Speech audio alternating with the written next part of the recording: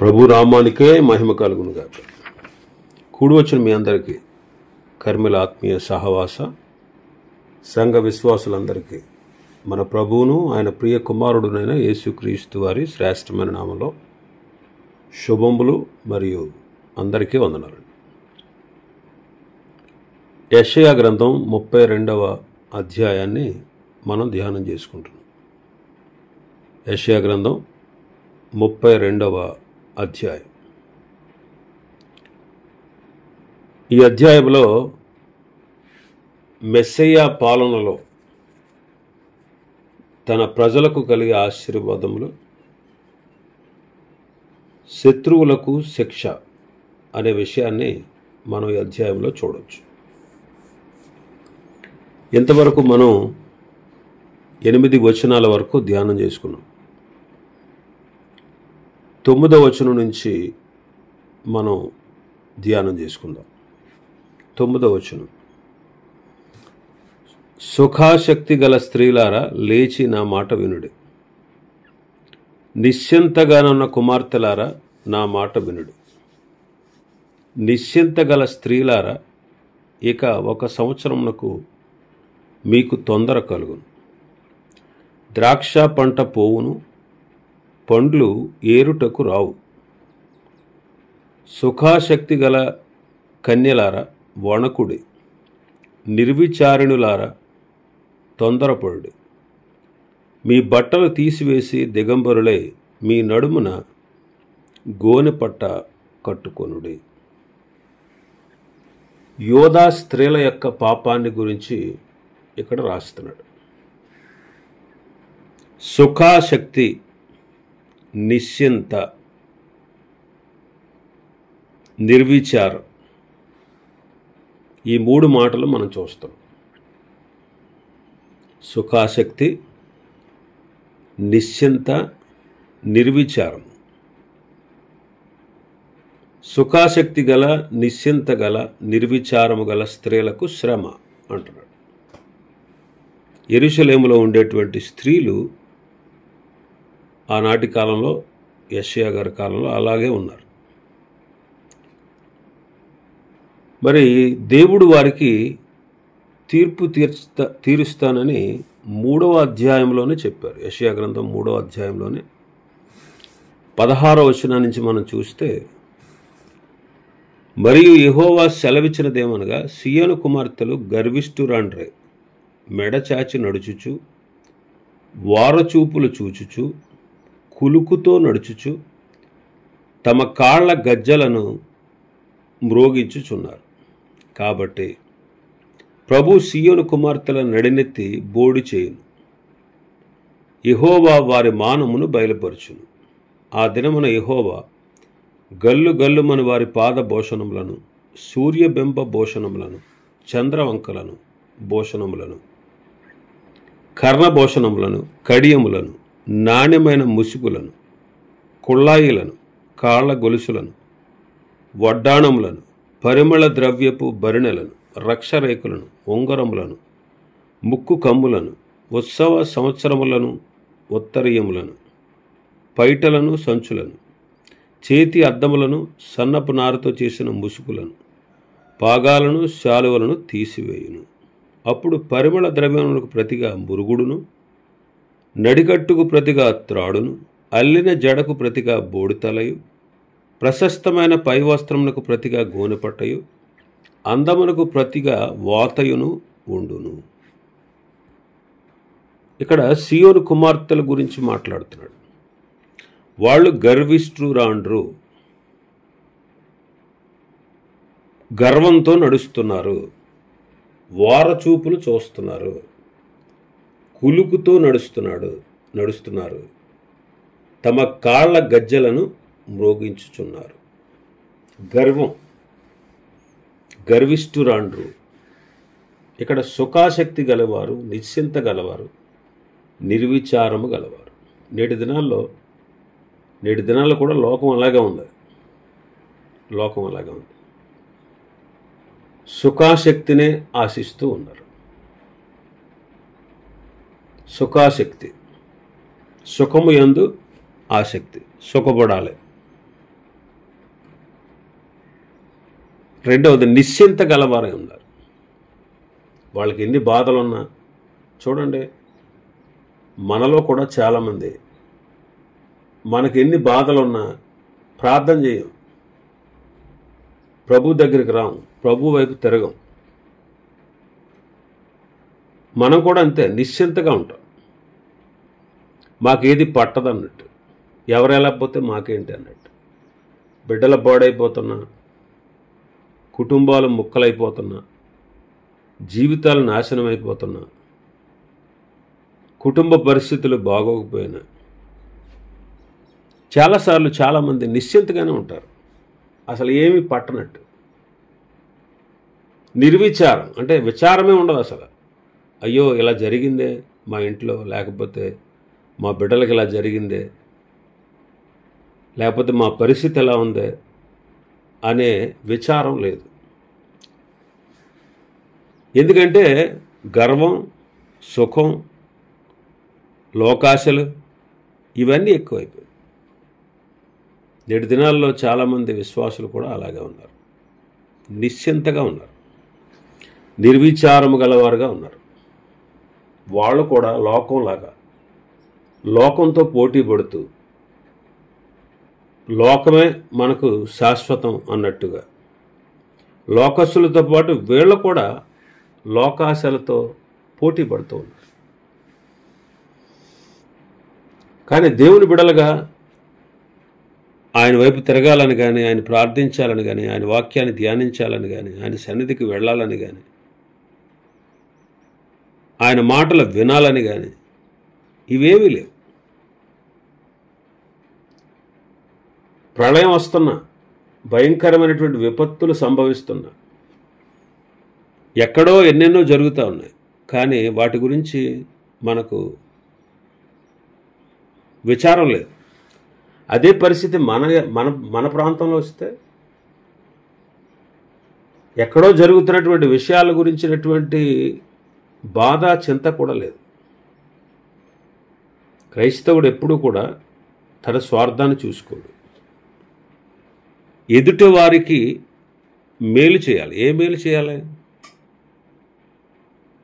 నీ దగ్గర ఉన్నదంతా ఇచ్చేయమంటలే, నీవు నేర్చుకున్న, నీవు తెలుసుకున్న సత్యాన్ని, నిన్ను ప్రభు రక్షించిన తీరును ఇతరులతో పంచుకోవాలి, ఇతరులకు తెలియపరచాలి. ఎవరెలా పోతే మనకేంటి, మనం బాగున్నాం అనేటువంటి ఆలోచన క్రైస్తవుడికి అన్నడూ ఉండకూడదు. కాబట్టి ఆ విషయంలో మనం జాగ్రత్త వహించాలి. మరి ఇలాంటి పరిస్థితుల్లోనూ ఉన్నారు ఆనాటి యెరూషలేములో ఉన్నటువంటి స్త్రీలు. మరి ఏం చేస్తానని దేవుడు చెప్పాడు? వారి నడినెత్తి బోడు చేస్తానని, వారి మానాన్ని బయలుపరుస్తానని, మొత్తం వారు వేసుకున్నటువంటి వస్త్రాలు, ఆభరణాలు అన్నిటినీ తొలగిస్తాడని, ఉత్సవ కాలాలు వాళ్ళకి ఇక ఉండవని, పరిమళ ద్రవ్యానికి ప్రతిగా మురుగుడును, నడికట్టుకు ప్రతిగా తాడును, అల్లుకున్న జడలకు ప్రతిగా బోడుతనాన్ని, ప్రశస్తమైన పైవస్త్రానికి ప్రతిగా గోనెపట్టను, అందమునకు ప్రతిగా వాతను దేవుడు వేస్తాను అంటున్నాడు. కాబట్టి సుఖాశక్తి, నిర్విచారము, నిశ్చింత ఇవి ఎప్పుడు మనలో సుఖ నివాసం చేయకూడదు. ఇవి ఎప్పుడు మనలో సుఖ నివాసం చేయకూడదు. కాబట్టి ఆ విషయంలో మనం జాగ్రత్త వహించాలి. మరి మనం మన కుటుంబాలు, మన బంధువులు, మన స్నేహితులు, మన ప్రజలు, మన దేశం, ప్రపంచం,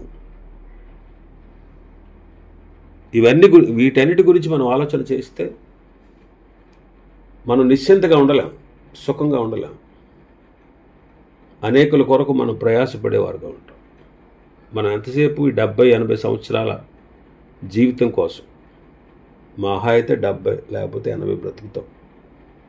ఈ 70-80 సంవత్సరాల కాలంలో ఎంతసేపు మనం శరీర సుఖాన్ని, లోకాన్ని, శరీరాశల్ని, అపవిత్రమైన కోరికలను కలిగి ఇలాగే జీవిస్తూ మనల్ని మనం పాడు చేసుకుంటూ, మనం బాగుపడకుండా, ఇతరులను కూడా మేలు చేయాలనేటువంటి ఆలోచన లేకుండా మనం ఎంతసేపు నిశ్చింతగా ఉన్నాం, సుఖంగా ఉండాలనే ఆశతో ఉన్నాం.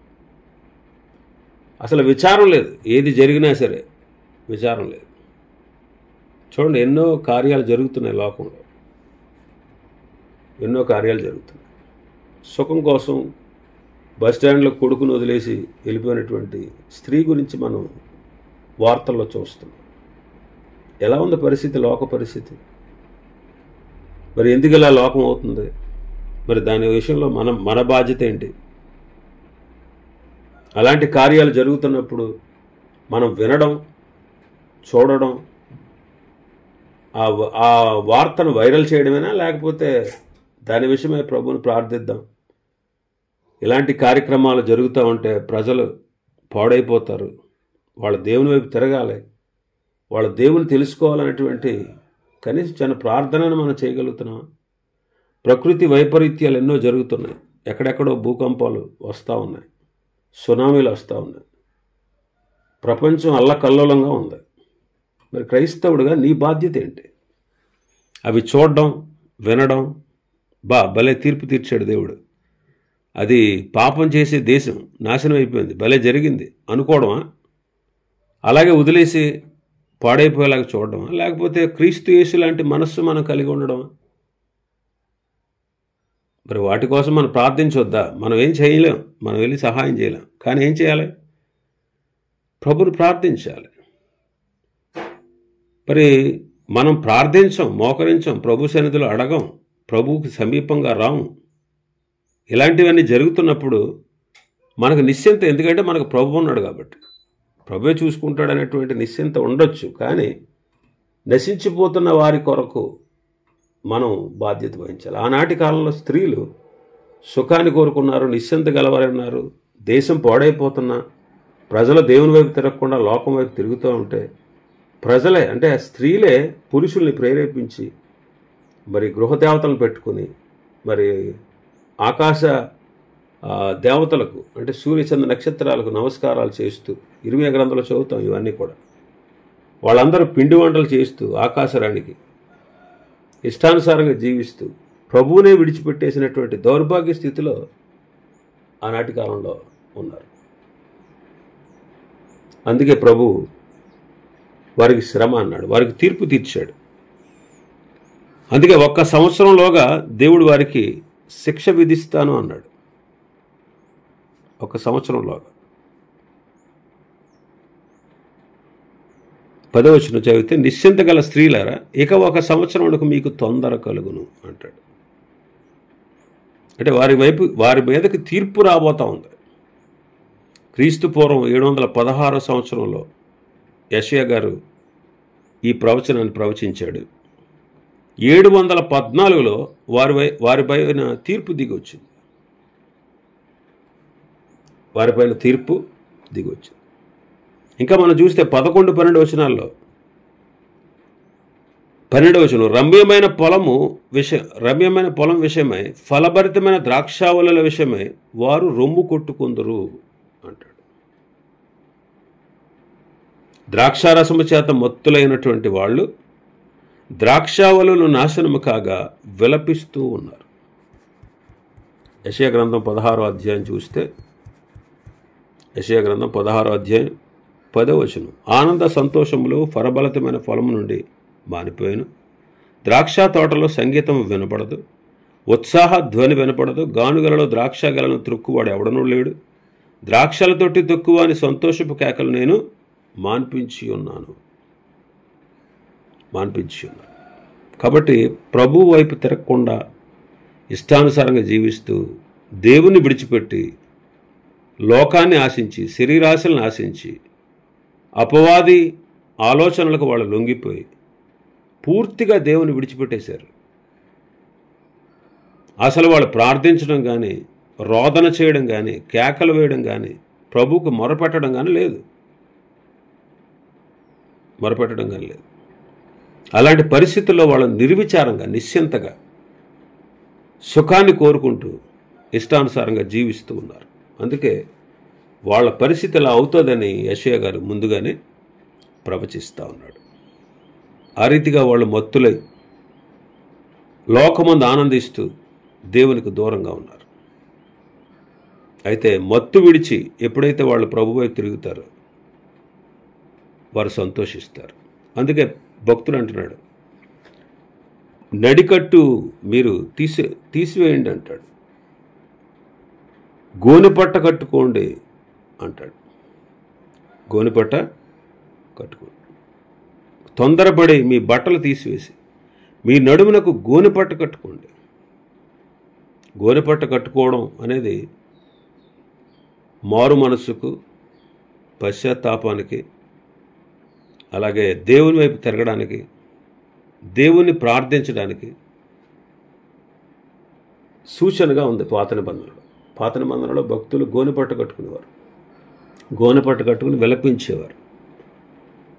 గోనెపట్ట ఎందుకు కట్టుకునేవారంటే వారి మీదకు వచ్చినటువంటి ఉపద్రవం నుంచి దేవుడు విడిపించాలని, వారు మారు మనసు పొందుటకు సూచనగాను, క్రీస్తును అంటే దేవుణ్ణే ఆశ్రయించుటకు సూచనగాను వారు గోనెపట్ట కట్టుకున్నారు. ఇక్కడ భక్తుడు కూడా, యెషయా గారు కూడా, మీకు నిర్విచారంగా ఉన్నారు, మీరు నిశ్చింతగా ఉన్నారు, మీరు సుఖాన్ని కోరుకుంటున్నారు, కాబట్టి మీరు గోనెపట్ట కట్టుకోండి, మారు మనసు పొందండి, ప్రభు వైపుకు తిరగండి అంటున్నాడు. కాబట్టి ఎప్పుడైతే మనం ప్రభు వైపు తిరుగుతామో అప్పుడు ఆయన ఏం చేస్తాడు? గోనెపట్ట విడిపింపచేసి సంతోష వస్త్రాన్ని ధరింపచేస్తాడు. కీర్తనకారుడు 30వ కీర్తనలో అదే అంటాడు. 30వ కీర్తన 11, 12 వచనాలు. నా ప్రాణము మౌనముగా నుండగా నిన్ను కీర్తించినట్లు నా అంగలార్పును నీవు నాట్యముగా మార్చి ఉన్నావు. నీవు నా గోనెపట్ట విడిపించి సంతోష వస్త్రము నన్ను ధరింపచేసి ఉన్నావు. యెహోవా నా దేవా, నిత్యము నేను నిన్ను స్తుతించాను.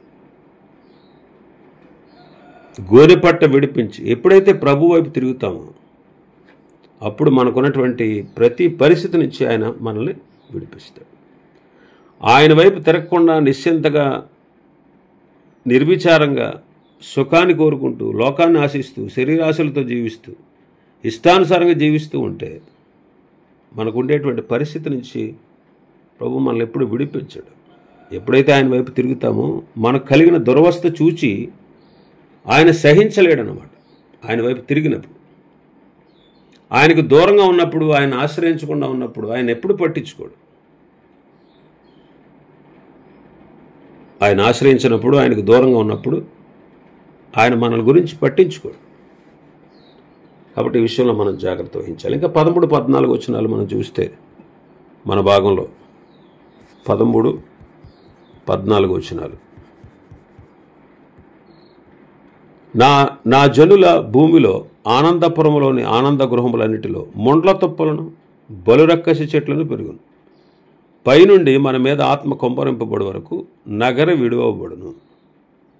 జనసమూహం గల పట్టణము విడువబడును. కొండయు కాపురుల గోపురమును ఎల్లకాలము గుహలుగా ఉండును. అవి అడవి గాడిదలకు ఇష్టమైన చోట్లుగాను, మందల మేయు భూమిగాను ఉండును. అరణ్యము ఫలభరితమైన భూమిగాను, ఫలభరితమైన భూమి వనవృక్షముగాను ఉండును. ఇక్కడ ఆనందంగా ఉండాల్సిన యెరూషలేము పట్టణం యొక్క పతనాన్ని మనం ఇక్కడ చదువుతున్నాం. ఆనందంగా ఉండాల్సినటువంటి జనులు ఆవేదనలో ఉన్నారు. కారణం వారి పాపమే. రమ్యమైన ఏదేను తోటలో ఉండాల్సినటువంటి ఆదాము అవ్వలు వెలుపలకు గెంటివేయబడ్డారు. ముండ్ల తొప్పలో మొలవాలనేటువంటి పరిస్థితి వారి పాపం వల్ల కలిగింది. ఆదికాండం 2వ అధ్యాయం 7వ వచనం నుంచి 9వ వచనం వరకు చదివితే, దేవుడైన యెహోవా నేలమట్టితో నరుడిని నిర్మించి వారి నాసికారంధ్రమున జీవాయన వదగా నరుడు జీవాత్మ ఆయన. దేవుడైన యెహోవా తూర్పున ఏదైనాలో ఒక తోట వేసి తాను నిర్మించిన నరుని దానిలో ఉంచాను. మరియు దేవుడైన యెహోవా చూపునకు రమ్యమైనది, ఆహారమునకు మంచిదైన ప్రతి వృక్షమును ఆ తోట మధ్యను, జీవవృక్షమును మంచి చెట్ల తిరునిచ్చే వృక్షమును నేల నుండి మొలిపించును. 3వ అధ్యాయం 17వ వచనం మనం చూస్తే, ఆయన ఆదాముతో, నీవు నీ భార్య మాట విని తినవద్దని నేను నీకు ఆజ్ఞాపించిన వృక్షఫలములు తింటివి గనుక నీ నిమిత్తము నేల శపించబడినది. ప్రయాసంతోనే నీవు బ్రతుకు దినములైన దాని పంట తిందు. అది ముండ్ల తొప్పలను గచ్చ పొదలను నీకు మొలిపించును. ముండ్ల తొప్పలు, గచ్చ పొదలు ఆదామోవల పాపం వల్ల. మరి ఇక్కడ కూడా భక్తుడు అంటున్నాడు, నా జనుల భూమిలో ఆనందపురంలోని ఆనంద గృహాలన్నిటిలో ముండ్ల తొప్పలు బలురక్కసి చెట్లు పెరుగుతాయి. క్రీస్తును నిరాకరిస్తే మన పరిస్థితి కూడా అంతే. క్రీస్తును నిరాకరిస్తే, ఒకవేళ క్రీస్తును నిరాకరిస్తే ఏమవుద్దో పరిశుద్ధ గ్రంథం తేటగా తెలియపరుస్తుంది. లోకాసు వార్త 13వ అధ్యాయం మనం చూస్తే, లోకాసు వార్త 13వ అధ్యాయం 35వ వచనం, ఇదిగో మీ ఇల్లు మీకు పాడుగా విడబడుచున్నది, ప్రభు పేరట వచ్చేవాడు స్తుతింపబడును గాక అని మీరు చెప్పు వరకు మీరు నన్ను చూడరని చెప్పుచున్నాను. 34వ వచనం చూస్తే, యెరూషలేమా యెరూషలేమా ప్రవక్తలను చంపుచు, నీ యొద్దకు పంపబడిన వారిని రాళ్లతో కొట్టుచు ఉండుదానా, కోడి తన పిల్లలను తన రెక్కల క్రింద ఎలాగ చేర్చుకొనునో అలాగే ఎన్నో మారులు నేను నీ పిల్లలను చేర్చుకొనవలనని ఉంటిని కానీ మీరు మాట వినలేదు. అందుకే 107వ కీర్తనలో మనం చూస్తే, 107వ కీర్తన 33, 34 వచనాలు మనం చూస్తే, దేశ నివాసుల చెడుతనమును బట్టి ఆయన నదులను అడవిగాను నీటి బొగ్గలను ఎండిన నేలగాను సత్తువు గల భూమిని చవిటి పర్రగాను మార్చెను. ఆయన నదులను అడవిగాను నీటి బొగ్గలను ఎండిన నేలగాను సత్తువు గల భూమిని చవిటి పర్రగాను మార్చెను. దేశ నివాసుల చెడుతనమును బట్టి, చెడుతనాన్ని బట్టి ఏమైపోయింది? నదులు అడవిలాగైపోయింది, నీటి బొగ్గలు ఎండిపోయింది, సత్తువు గల భూమి చవిటి భూమిగా అయిపోయింది. ఇంకా 14వ వచనంలో చూస్తాం, వారి పట్టణాలు విడవబడ్డాయి, అడవి గాడిదలకు మేత స్థలంగా ఉంటాయంట. నెబుకద్నెజరు రాజు యెరూషలేము మీదకు వచ్చి యెరూషలేము పట్టణాన్ని కాల్చివేశాడు. యెరూషలేము పట్టణాన్ని నాశనం చేశాడు.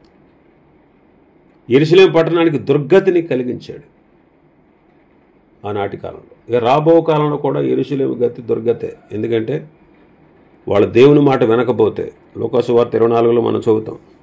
లోకాసు వార్త 21వ అధ్యాయంలో, లోకాసు వార్త 21:20 వచనం నుంచి 20 వచనం, యెరూషలేము దండ్ల చేత చుట్టబడటం మీరు చూసినప్పుడు దాని నాశనము సమీపమైనదని తెలుసుకోండి. అప్పుడు యోధాలో ఉండి వారు కొండలకు పారిపోవలను, దాని మధ్య నుండి వారు వెలుపలికి పోవలను, పల్లెటూళ్ళలోని వారు దానిలో ప్రవేశింపకూడదు. లేఖనంలో రాయబడినవన్నీ నెరవేరుటకై అవి ప్రతి దండన దినములు. కాబట్టి యెరూషలేము అనేక సార్లు పాడుగా విడవబడింది. కారణం ఏంటంటే దాని పాపాన్ని బట్టి. నేటి దినాల్లో మనం కూడా మన పాపాన్ని విడవకుండా మన ఇష్టానుసారంగా మనం జీవిస్తూ ఉంటే మన పరిస్థితి కూడా అంతే. కాబట్టి పాపాన్ని విడిచి దేవుని వైపు తిరుగుదాం. సుఖాశక్తి, నిశ్చింత, నిర్విచారం వీటి విషయంలో జాగ్రత్త వహిద్దాం. ప్రభువుని ఆశ్రయిద్దాం. ప్రభు సన్నిధిలో గోజాడదాం. ఆయన వైపు తిరుగుదాం. ఆయనకి ఇష్టం కాని పాపాన్ని మనలోంచి తీసివేసుకుందాం.